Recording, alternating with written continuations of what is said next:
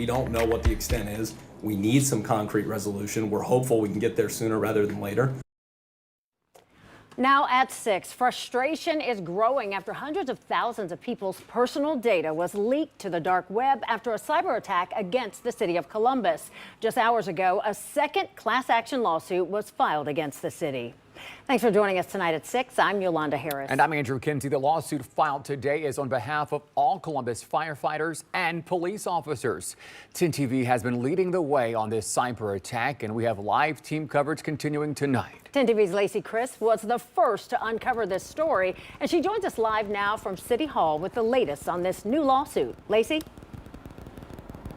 Well, the attorney says police officers and firefighters have been waiting on guidance from the city as their personal data was leaked to the dark web. They say they were forced to file this lawsuit to find out exactly what data has been stolen. It's chilling, the potential ramifications of this breach on our criminal justice system, our judicial system, our firemen and police officers. Sitting with the leaders from the police and fire unions, Attorney Scott Schiff explained why a second class action lawsuit was filed against the city of Columbus stemming from the cybersecurity attack. We will get to the truth as to what happened in this cybersecurity attack for the city of Columbus and why they weren't better protected. Representing both police and firefighters, the lawsuit explains the financial impacts to just a few first responders. As early as July 29th, John Doe's bank account had unauthorized purchases from big box retailers, and he received a text message stating that his information was leaked in a security break, and if he did not pay $500 by midnight, then the officer's information would be released to the dark web.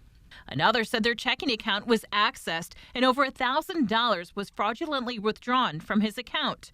And another learned unknown individuals were attempting to take out loans in his name. To help get a remedy to, really get our people and the public that we serve peace of mind to know that we're going to have resources to protect our personal information now and in the future. In the lawsuit, they're asking the city to fully and accurately disclose the nature of the information that has been compromised and to adopt sufficient security practices and safeguards to prevent incidents like the data breach described herein in the future.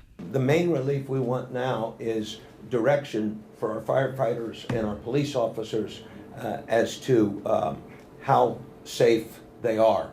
Does the city know more information than we're getting? Whether this attack was preventable or not, history or time will tell, right?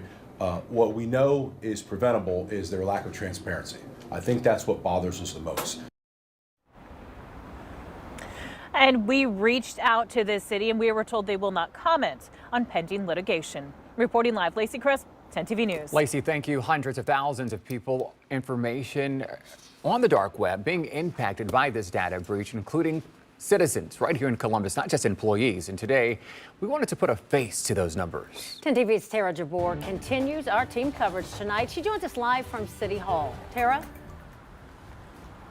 Well, Yolanda, I spoke to a woman today who told me that she has visited City Hall over a dozen times, and today we found out that her information is on the dark web. Now, Mary B. Roletto has lived in Columbus for over 30 years, and she told me she's visited City Hall for a variety of reasons, including to meet with council members and attend city council meetings. When we spoke to Mary B., she didn't know if her information was on the dark web, so we had our cybersecurity expert look it up, and some of her information is there. Mary B says when she found out that her information could be compromised, she froze her credit right away through the 3 major credit bureaus. She told me she isn't surprised that this happened because it could happen anywhere, but she's surprised at the response from the city. This is a bigger issue here. This is huge. And I think what I've learned too is be apprised of what's going on in your community and make the officials accountable for making sure that the citizens are protected. I'm going to stay more alert and more in tune with what's happening in city government. Now, starting last Friday, the city of Columbus did start to offer credit monitoring through Experian. We have more information about how you can do that on our website, 10tv.com. Reporting live in downtown Columbus, Tara Jabor, 10TV News. Tara, thank you. You can also text the word hack to that number on your screen, 614-460-3345. We'll send you information on how to sign up for that free credit monitoring and steps to freeze your credit.